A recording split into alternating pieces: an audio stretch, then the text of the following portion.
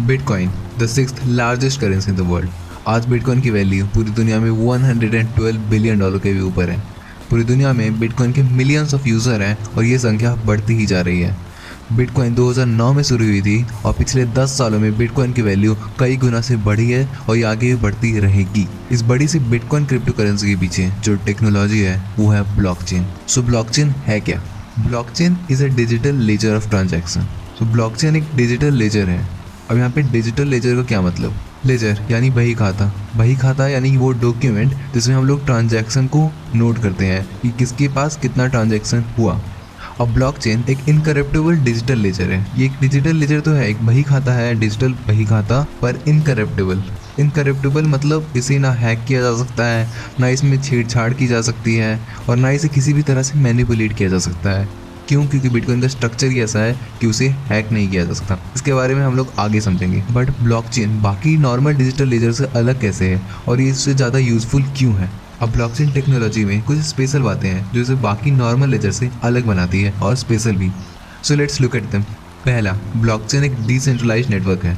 अब decentralised network होने से ब्लॉकचेन को क्या एडवांटेज मिलता है? अब ये समझने के लिए हम लोग को सेंट्रलाइज्ड नेटवर्क और डिसेंट्रलाइज्ड नेटवर्क में डिफरेंस समझना होगा। सो एक सेंट्रलाइज्ड नेटवर्क में एक मेन एडमिनिस्ट्रेटर होता है जिसके पास सारे कंट्रोल्स होते हैं।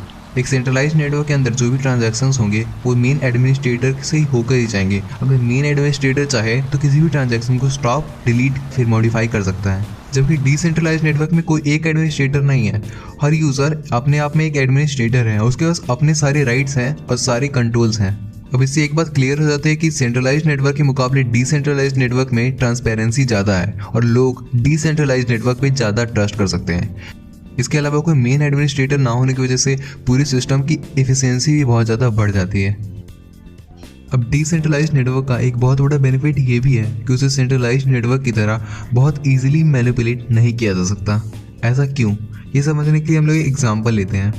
फॉर एग्जाम्पल फेसबुक एक सेंट्रलाइज्ड नेटवर्क है। अब फेसबुक पे यूजर्स का जो भी डेटा है वो फेसबुक के अपने सर्वर पे स्टोर्ड है। अब अगर कोई फेसबुक के सर्वर्स को हैक करता है तो वो सारे फेसबुक यूजर्स के डेटा को मैनिपुलेट कर पाएगा और हैक कर पाएगा। जबकि एक डिसेंट्रलाइज्ड नेटवर्क जैसे ब्लॉकचेन में सारे यूजर्स का डेटा सारे यूजर्स के पास अवेलेबल है। अब किसी को अगर किसी यूजर का डेटा अपडेट करना है, मैनिपुलेट करना है, तो उसे सारे यूजर्स का डेटा अपडेट या मैनिपुलेट करना होगा, जो कि नियरली इम्पॉसिबल है। अब ब्लॉकचेन का सेकंड एडवांटेज ये है कि blockchain is nearly impossible to hack. अब ऐसा इसलिए क्योंकि ब्लॉकचेन का स्ट्रक्चर ऐसा है कि उसे हैक करने के लिए बहुत ज़्यादा कंप्यूटेशनल पावर की जरूरत पड़ेगी, जो कि प्रैक्टिकली इम्पॉसिबल है। बिटकॉइन का इन्वेंशन 2009 में हुआ था और पिछले 10 सालों में बिटकॉइन में कोई भी हैकिंग के केसेस नहीं हुए हैं, जबकि बाकी सेंट्रलाइज्ड सर्विसेज में बहुत ज़्यादा हैकिंग के केसेस देखे जाते हैं यूजुअली। ब्लॉकचेन का तीसरा एडवांटेज ये है कि ब्लॉकचेन हाईली ट्रांसपेरेंट है। अब इसका मतलब ये कि ब्लॉकचेन में सारे यूजर्स को अपनी डेटा और ट्रांजैक्शन की सारी जानकारी है। अब ऐसा इसलिए क्योंकि ब्लॉकचेन पे जो भी ट्रांजैक्शंस हो रहे हैं वो सारे ही यूजर्स के लिए एक्सेसिबल हैं। जब भी कोई नया यूजर ब्लॉकचेन नेटवर्क को ज्वाइन करता है तो उसके कंप्यूटर पे पूरा ब्लॉकचेन नेटवर्क डाउनलोड हो जाता है। अब ये कुछ 3 मोस्ट इंपॉर्टेंट एडवांटेज है ब्लॉकचेन का।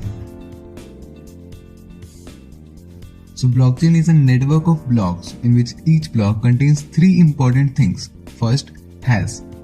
हैश एक एल्गोरिथम जनरेटेड सीक्वेंस है नंबर्स और कैरेक्टर्स का। हर ब्लॉक के लिए एक यूनिक हैश क्रिएट किया जाता है।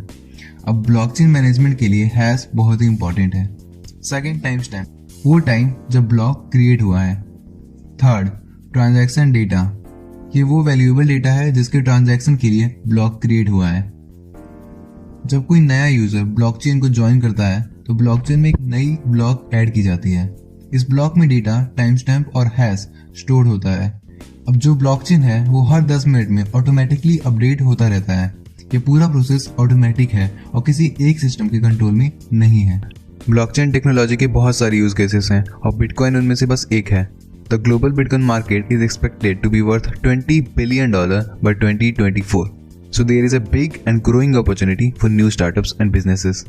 सारे मेजर स्टार्टअप इनक्यूबेटर्स और वीसी कंपनी ऐसे स्टार्टअप्स में इन्वेस्ट कर रहे हैं जो ब्लॉकचेन टेक्नोलॉजी पे बेस्ड है। पिछले 5 सालों में वीसीज कंपनी ने ब्लॉकचेन बेस्ड कंपनीज पे $5 बिलियन से भी ज़्यादा इन्वेस्ट किया है।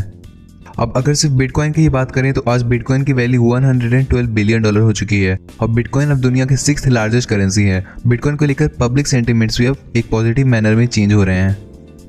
ब्लॉकचेन की फ्यूचर ग्रोथ का अंदाजा इसी बात से लग जाता है कि ब्लॉकचेन को लेकर बहुत सारे स्टेप्स लिए जा चुके हैं। For example, Reliance Jio is going to launch blockchain based cryptocurrency called Jio coin. एक साइट है जिसका नाम है Viuli.com, जो कि ब्लॉकचेन पे बेस्ड एक डिसेंट्रलाइज्ड वीडियो स्ट्रीमिंग साइट है। Viuli यूट्यूब से कम्पीट कर सकती है और Viuli पे कोई एड्स भी नहीं है। ब्लॉकचेन पे बेस्ड ऐसी साइट्स फ्यूचर में यूट्यूब को टफ कंपटीशन दे सकती हैं। अनदर साइट नेम्ड OpenBazaar.com एक ब्लॉकचेन बेस्ड ई-कॉमर्स वेबसाइट है जिसपे कोई भी मिडलमैन नहीं है। Overall, blockchain has a bright future and will be used by masses in the future. It could be great opportunity for new startups and businesses. So that's it for this video. Please comment below your views about blockchain and how it will change the future.